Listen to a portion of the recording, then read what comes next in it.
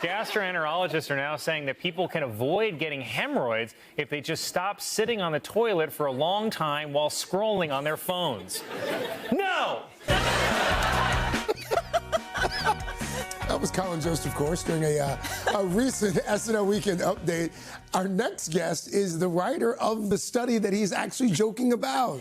Dr. Trisha Pasricha is the director of the Institute for Gut-Brain Research at Beth Israel Deaconess Medical Center in Boston. She's also the author of You've Been Pooping All Wrong, How to Make Your Bowel Movements a Joy. Dr. Pasricha, thank you so much for being here. That book will grab your eye on a bookshelf. It seems like gut health has been such a hot topic all over social media for a couple of years now. How should we be thinking about how important it is? Yeah, well, the first thing I want everyone to understand is that your gut is a brain. It's not just plumbing, okay? Your gut contains 500 million nerve cells. So it's producing dopamine, it's producing serotonin, it's interacting with those trillions of microbes living in our bodies. So that's why it's responsible for supporting our immune system, for regulating our metabolism, and even our mood, right? And so like when we're stressed and nervous, we feel it first in our stomachs, right? We get butterflies on a date, or maybe we have to suddenly rush to the bathroom before a big work presentation.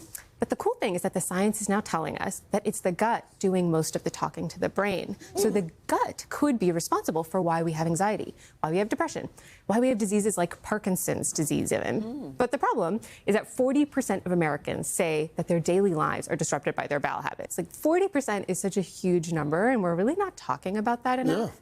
I tell my patients, start thinking about your gut as a brain, because when you think about it that way, you treat it like the most precious organ in your body, it'll totally change how you approach your health.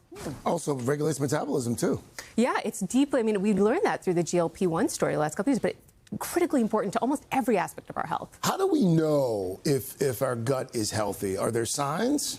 Yeah, well, you know, I mean, certainly your bowel habits are actually going to be the least of your concerns when you have a healthy gut, right? You're going to be regular, those will be pain-free, no bloating, no constipation. But it's actually so much bigger than that. You know, remember your gut, it's the gateway to your whole body. So when you have a healthy gut, you actually have more energy. You have less brain fog. You're able to fully participate. Now, of course, the question that everyone asks, well, what is the best test to know if I have a healthy gut? And everyone thinks I'm going to tell them, well, get a microbiome, an expensive, fancy stool kit test. It's actually no. It's a colonoscopy. A colonoscopy is the most important test. And the thing that everyone gets wrong about colonoscopies is they think we do them to detect cancer. That's actually not the main reason why gastroenterologists like myself get so excited about colonoscopies, which we do. But it's actually because, you know, like stool kits can detect cancer. Colonoscopies prevent cancer. That's the thing I want people to remember, right? Because when we do a colonoscopy, we go in there, we're looking for polyps. Those are small growths that can become cancer over time if we do nothing about them. We go in, we see them, we take them right there, we take them out, gone. That's the main difference. So your book focuses and mentions that a lot of us are going to the bathroom wrong. So what is the proper way? I gotta be honest with you. go to the bathroom? For years, I thought I was doing it right. You know? Well, no one ever tells you if it's right or wrong. Right, so what is right? We're not having a conversation about this with our best friends as much as we should. And, you know, I think when we talk about, like, what is the right way to have a bowel movement, everyone focuses immediately on a number. They think, okay, if I have one a day, I'm all set for life. You know, you can actually go up to 3 times a day to once every 3rd day and actually still be considered within the range of normal. So I focus a little less on a number, and I instead think a healthy bowel movement should do 2 things. 1, it should be effortless. 2, it should not disrupt your social life. And sometimes my biggest litmus test there, I see it, is ask your spouse. Ask your spouse, hey, do my bowel habits ever interrupt my social life? You could open some floodgates. Oh, okay. I'm glad that's where you went. I thought you were going somewhere else. Like, sweetie, come in here. Take a look. Tell me what, you know. You know, maybe that would be the sign of true love. I don't know. Well, no, I thought that's where... You're not a child. No, I thought that's what I do that with my kids. There are a couple things we can do to kind of right the ship if you're struggling. And I'm not making eye contact with anyone right now when I say this. First thing is eat more fiber. 95% of us are not meeting our fiber goals. So 95? That many people? 95% of us in America don't meet our fiber goals. Like supplements or food? Ideally food, but supplements are great. If it's just not going to happen with diet, take a supplement. Take something like psyllium husk. Once you start fiber maxing, which I'm actually delighted is a trend now, you're going to start to go more often, and that's actually a good thing. 2, optimize your pelvic floor. We don't really think about the pelvic floor so much, but one thing that can really help is just actually lifting your knees above your waist, like with a small stool, just like that. And that'll help straighten out the canal so things can move more easily. So you mean when you're actually pooping? When you're going, So you, like, get a stool? Sit there, get a little stool, Because, you know, your colon has this small kink at the very end because of this muscle that chokes it off. When you raise your knees above your waist, it straightens up.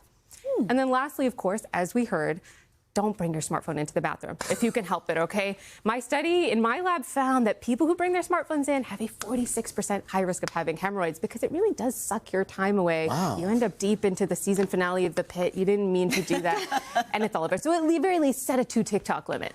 Okay. Just so we're clear, I wasn't behaving like a fourth grader because of the content. I was talking to you, but Kira Sedgwick is in my sight line. And so you're talking about a stool in the bathroom, and it was really... There's a lot going on. There was a lot. Busy morning here. Yes. And the concept brain was of all over the listening place. to your gut is taking on a whole new meaning for us now. Thank you. This is all really very helpful. You have been pooping all wrong. It's available now, guys. We just wanted you to say it one more time. That's called hazing. Hey, thanks for watching. And don't forget, you can catch the Today Show every morning on NBC or take Today when you're on the go. Just follow the Today podcast on Apple Podcasts, Spotify, or wherever you listen.